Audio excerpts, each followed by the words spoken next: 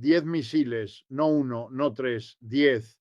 Y la pregunta que nadie en los medios principales quiere responder con honestidad es esta: ¿por qué ahora? ¿Y qué nos dice eso sobre el estado real del poder en el Medio Oriente? Porque cuando Irán lanza una ofensiva de esta magnitud, no lo hace en el vacío, lo hace dentro de un contexto de presiones económicas, de sanciones que llevan décadas acumulándose, de alianzas que se reconfiguran silenciosamente mientras Washington mira hacia otro lado. Y si la oficina de Netanyahu fue blanco, si eso es verdad, entonces estamos hablando de un mensaje político tan claro como cualquier discurso diplomático. Los misiles no mienten. Los misiles hablan el lenguaje del poder cuando todos los demás canales han fallado. Lo que estás viendo no es solo un ataque, es el síntoma visible de un sistema geopolítico que está crujiendo desde adentro y que afecta directamente el orden mundial en el que tú, aquí en los Estados Unidos, vives cada día. Vamos a hablar de lo que realmente está pasando, porque mereces más que los titulares que te dan en 30 segundos entre comerciales. Mereces el análisis completo, el contexto histórico, la estructura del poder que está detrás de todo esto. Y para entenderlo bien, tenemos que retroceder un poco, porque ningún misil cae del cielo sin razón. Ningún conflicto comienza el día que aparece en las noticias. Todo tiene raíces y esas raíces llevan décadas creciendo bajo la superficie. Irán y el Estado de Israel no llegaron a este punto de la noche a la mañana. Esta tensión tiene una historia que se remonta a 1979, cuando la revolución islámica transformó a Irán de un aliado estratégico de Estados Unidos en uno de sus principales adversarios en la región. Antes de esa revolución, el Shah de Irán era sostenido por Washington, por el capital occidental, por las corporaciones petroleras que veían en ese territorio una fuente inagotable de riqueza. Pero el pueblo iraní, cansado de la represión, cansado de ver sus recursos naturales beneficiar a intereses extranjeros, se levantó. Y ese levantamiento cambió el mapa del poder en el Medio Oriente de una manera que todavía hoy estamos sintiendo. Desde entonces, la relación entre Irán e Israel ha sido una de las más volátiles y peligrosas del mundo. Israel ve a Irán como una amenaza existencial, no solo porque Irán ha declarado públicamente su oposición al Estado israelí, sino porque Irán ha construido una red de alianzas regionales, lo que algunos analistas llaman el eje de resistencia, que incluye a Hezbollah en el Líbano, a Hamas en Gaza, a las milicias en Irak, a los hutíes en Yemen. Es una arquitectura de poder distribuido que permite a Irán proyectar fuerza sin necesariamente involucrar a su ejército directamente. Y eso, desde la perspectiva de Tel Aviv, es profundamente amenazante. Pero aquí es donde el análisis tiene que ir más profundo, porque si solo miramos esto como un conflicto entre dos países, estamos perdiendo la imagen completa. Lo que estamos viendo es el producto de décadas de política exterior estadounidense en la región, de decisiones tomadas en Washington que priorizaron los intereses del capital sobre la estabilidad, sobre la justicia, sobre el bienestar de los pueblos. Porque hay que ser honestos sobre esto. Estados Unidos no es un observador neutral en este conflicto. Estados Unidos es un actor central y su apoyo incondicional a Israel, su financiamiento militar, su protección diplomática en el Consejo de Seguridad de las Naciones Unidas, todo eso forma parte del contexto que hace posible que este conflicto continúe escalando. Cuando hablamos de los 10 misiles que Irán lanzó, tenemos que preguntarnos qué los precedió. Y la respuesta es una serie de eventos que fueron escalando la tensión de manera sostenida. Israel llevó a cabo operaciones militares en territorio libanés, en Siria, en Gaza, que según múltiples fuentes internacionales resultaron en miles de víctimas civiles. La respuesta internacional fue tibia, cuando no inexistente. El Consejo de Seguridad de la ONU intentó en varias ocasiones adoptar resoluciones de alto al fuego y cada vez fue bloqueado por el veto de Estados Unidos. Eso es un hecho, no es interpretación, es el registro histórico de lo que ocurrió en ese organismo internacional. Y entonces Irán tomó la decisión de actuar. Ahora bien, ¿por qué la oficina de Netanyahu? Si las informaciones son correctas, y hay que subrayar que todavía hay elementos que se están verificando, pero si son correctas, eso representa un cambio cualitativo en la naturaleza de este conflicto. Porque apuntar a la oficina del primer ministro de Israel no es solo un acto militar, es un mensaje político de una precisión brutal. Es decirle al liderazgo israelí: nosotros sabemos dónde estás, nosotros tenemos la capacidad de llegar hasta ahí y esta es nuestra respuesta a lo que has hecho. Es el lenguaje del poder cuando la diplomacia ha sido agotada, cuando los canales han sido bloqueados, cuando la comunidad internacional ha mirado para otro lado. Y aquí es donde tenemos que hablar de algo que raramente se discute con suficiente profundidad en los medios de comunicación en inglés y mucho menos en los medios en español que operan en Estados Unidos, la dimensión económica de todo esto. Porque detrás de cada conflicto geopolítico hay intereses económicos, hay estructuras de capital, hay recursos naturales, hay rutas comerciales, hay posiciones estratégicas que alguien quiere controlar. El Medio Oriente no es la excepción, es quizás el ejemplo más claro y más brutal de cómo los intereses del capital pueden dar forma a la política exterior de las naciones más poderosas del mundo. El petróleo sigue siendo un factor, aunque la narrativa dominante intente convencernos de que la transición energética ha reducido su importancia. No es así.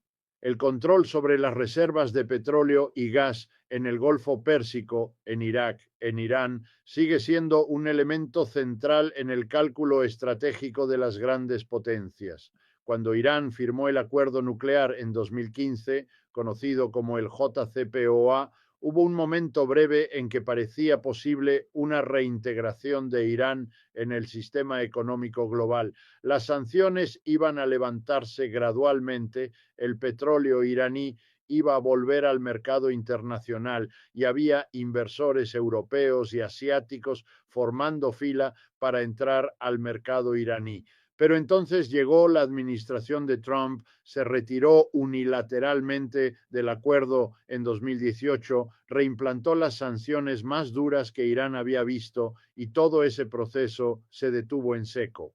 ¿Qué significó eso para el pueblo iraní? Significó inflación disparada, significó desempleo, significó escasez de medicamentos, significó un empobrecimiento acelerado de la clase media iraní, que en el periodo entre 2015 y 2018 había comenzado a ver una pequeña mejora en sus condiciones de vida. Las sanciones económicas son armas de guerra, aunque no disparen balas. Y cuando un pueblo es sometido a ese nivel de presión económica durante años, cuando ve que sus líderes no encuentran una salida diplomática, cuando siente que el mundo no le presta atención, eso tiene consecuencias políticas internas que eventualmente se traducen en decisiones como la que vimos con el lanzamiento de estos misiles.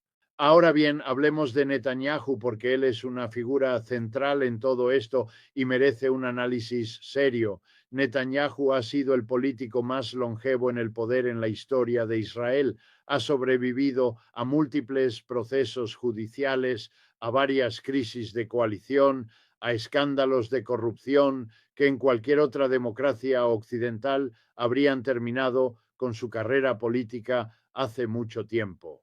Y sin embargo, ahí sigue. ¿Por qué? Porque ha construido su capital político sobre una narrativa de seguridad, sobre la idea de que Israel está permanentemente amenazado, de que solo él puede proteger al pueblo israelí de sus enemigos. Es una narrativa que funciona en tiempos de crisis y Netanyahu ha demostrado ser maestro en provocar y gestionar crisis de una manera que le beneficia políticamente. Esto no lo digo yo de manera aislada.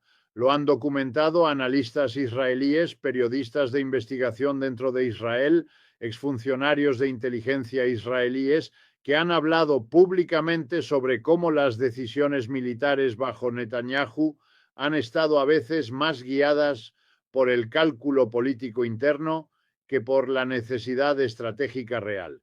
Y eso es importante entenderlo, porque cuando hablamos de este conflicto no podemos tratarlo como si fuera simplemente una respuesta racional de un Estado soberano a amenazas externas.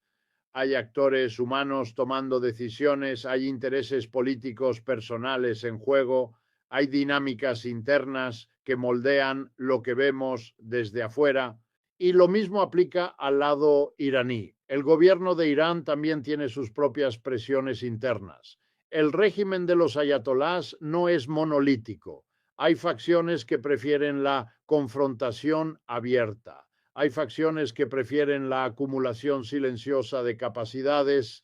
Hay sectores del establishment iraní que entenderían que una escalada con Israel en este momento podría tener consecuencias muy negativas para Irán mismo. Lanzar 10 misiles contra Israel, potencialmente contra la oficina del primer ministro, es una decisión que no se toma de manera impulsiva. Es una decisión calculada que implica una evaluación de riesgos y de la capacidad de respuesta del adversario. Y aquí llegamos a uno de los puntos más importantes de este análisis, que es la cuestión de la escalada y sus límites. Porque el peligro real en este momento no es solo el daño que estos 10 misiles pudieron haber causado, sino lo que pueden desencadenar. Israel tiene una doctrina militar que no tolera la impunidad. Cada ataque genera una respuesta y esa respuesta genera una contrarrespuesta. Y en ese ciclo de acción y reacción, el riesgo de que algo salga de control, de que un error de cálculo lleve a una escalada que nadie quería realmente. Ese riesgo es real y es alto. ¿Qué papel juegan Estados Unidos en todo esto?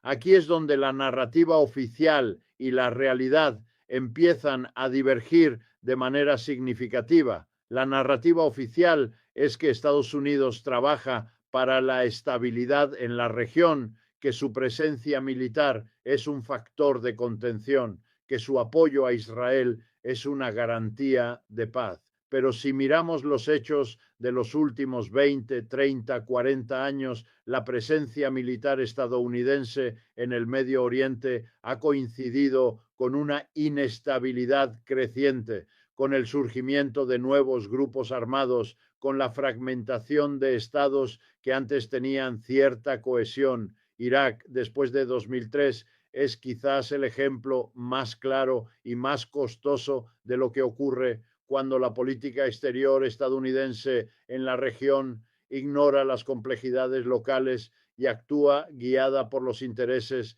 de una pequeña élite económica y política.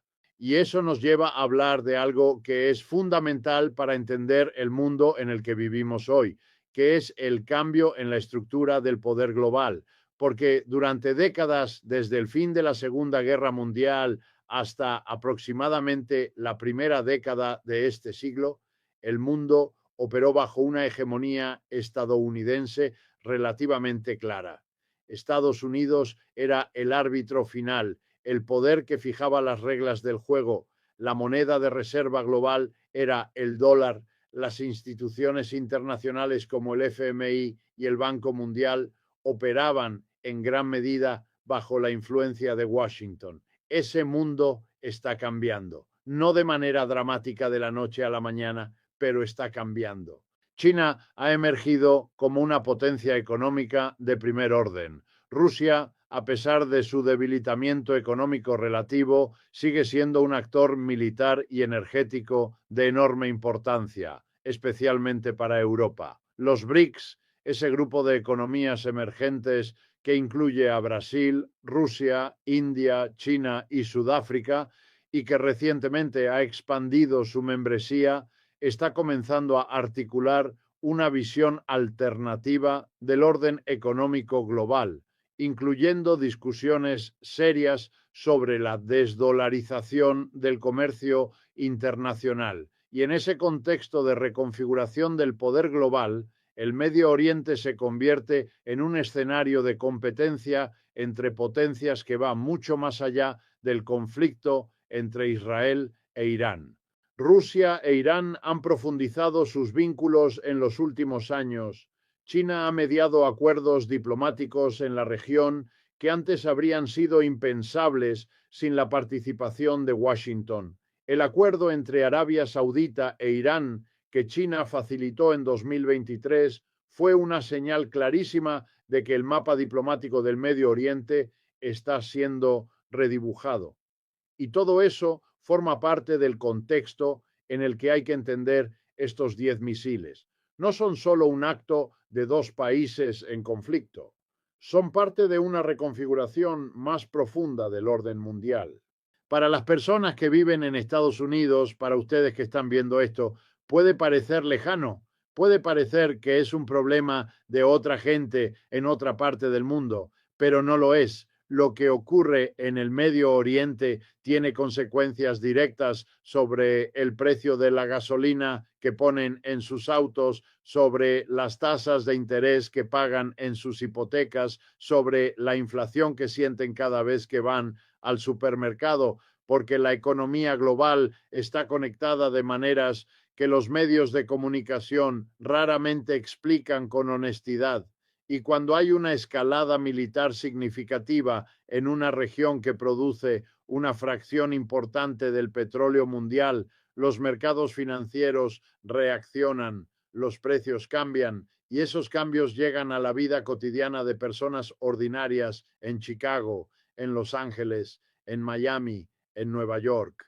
Y también tiene consecuencias sobre la política interior de Estados Unidos, porque el debate sobre el apoyo militar a Israel, sobre cuánto dinero de los contribuyentes estadounidenses debe ir a financiar operaciones militares en el Medio Oriente, ese debate está vivo y está creciendo. Cada vez hay más voces, incluso dentro del Partido Demócrata, incluso dentro de sectores de la comunidad judía estadounidense, que cuestionan si el apoyo incondicional a las políticas del gobierno israelí es realmente consistente con los valores que Estados Unidos dice defender. Es una conversación difícil, es una conversación que genera tensiones enormes, pero es una conversación que la democracia americana necesita tener. Porque eso es lo que significa vivir en una democracia. No significa que el gobierno siempre tiene razón. No significa que el apoyo a un aliado debe ser incondicional e incuestionable. Significa que los ciudadanos tienen el derecho y la responsabilidad de exigir rendición de cuentas, de preguntar cómo se usan sus impuestos, de cuestionar si las políticas de su gobierno están realmente sirviendo al bien común o si están sirviendo a intereses particulares. Y ese cuestionamiento, esa capacidad crítica, es especialmente importante en momentos como este, cuando el riesgo de escalada es real y cuando las consecuencias de las decisiones que se tomen en Washington, en Tel Aviv y en Teherán pueden afectar a millones de personas. Quiero también hablar de los medios de comunicación porque es imposible tener esta conversación sin reconocer el papel que los medios juegan en moldear la percepción pública de este tipo de conflictos. Lo que vemos en la mayoría de los canales de noticias en inglés es una cobertura que, conscientemente o no, reproduce ciertos marcos interpretativos que favorecen determinadas lecturas de la realidad. Cuando Israel actúa militarmente, la cobertura tiende a enfatizar el derecho a la autodefensa, la amenaza existencial, la seguridad de la población civil israelí. Cuando Irán actúa militarmente, la cobertura tiende a enfatizar la agresión, el extremismo, la amenaza al orden internacional. No digo que una de estas narrativas sea completamente falsa y la otra completamente verdadera. Digo que ambas son parciales y que la verdad compleja y difícil de este conflicto requiere una mirada que no se deje llevar por ninguna de estas narrativas simplificadoras.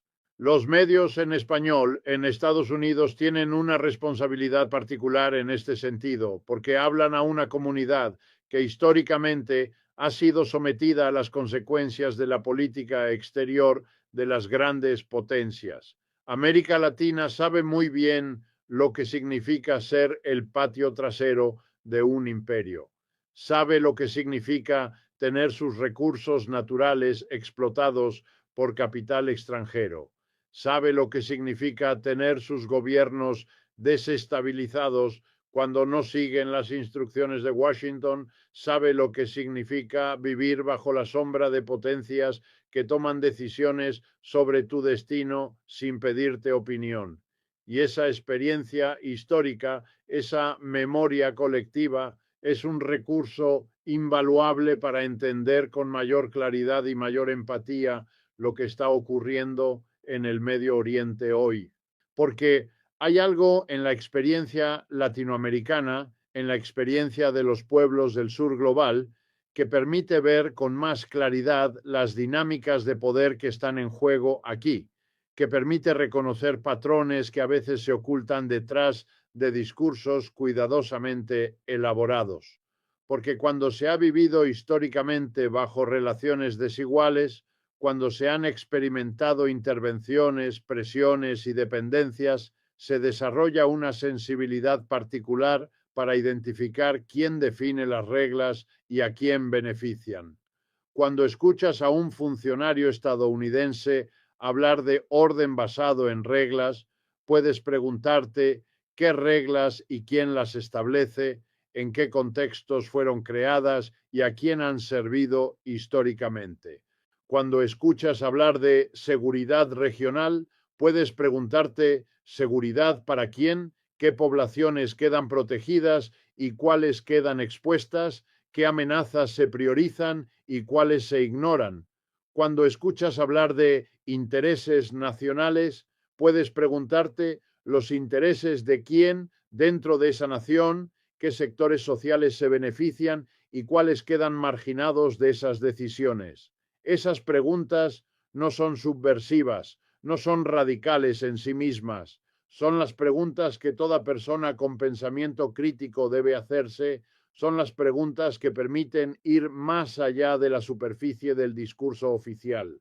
Y volviendo al evento concreto de estos 10 misiles, hay que decir que independientemente de cómo uno evalúe las causas y los contextos, independientemente de las simpatías o rechazos que cada quien pueda tener hacia los actores involucrados, el hecho de que el conflicto haya alcanzado este nivel de escalada es una señal de alarma que el mundo debería tomarse en serio, una advertencia que no puede ser ignorada. No porque Irán sea el villano absoluto que algunos quieren presentar, simplificando una realidad compleja, no porque Israel sea el villano absoluto que otros quieren presentar desde una lógica igualmente reductiva, sino porque cada vez que el recurso a la fuerza militar sustituye a la diplomacia, cada vez que los misiles hablan donde los negociadores deberían estar hablando, cada vez que la violencia ocupa el lugar del diálogo, el mundo se vuelve un poco más peligroso para todos, un poco más inestable, un poco más impredecible para los israelíes que viven bajo la amenaza de ataques y la incertidumbre constante, para los iraníes que viven bajo sanciones devastadoras que afectan su vida cotidiana, para los palestinos que llevan décadas atrapados en una situación de ocupación y violencia que parece no tener fin,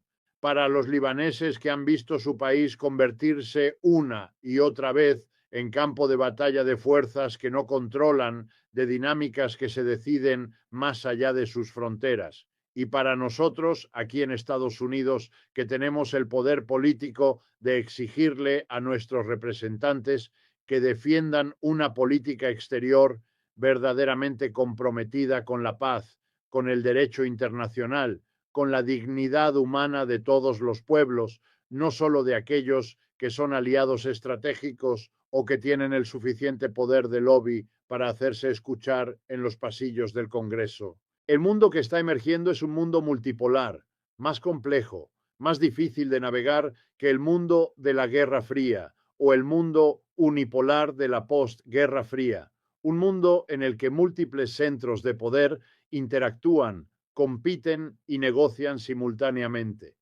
Pero también es un mundo con nuevas posibilidades, con espacios que antes no existían, con oportunidades que surgen precisamente de esa complejidad. La posibilidad de que ninguna potencia pueda imponer su voluntad de manera absoluta crea, al menos en teoría, más espacio para la diplomacia, para la negociación, para la búsqueda de soluciones.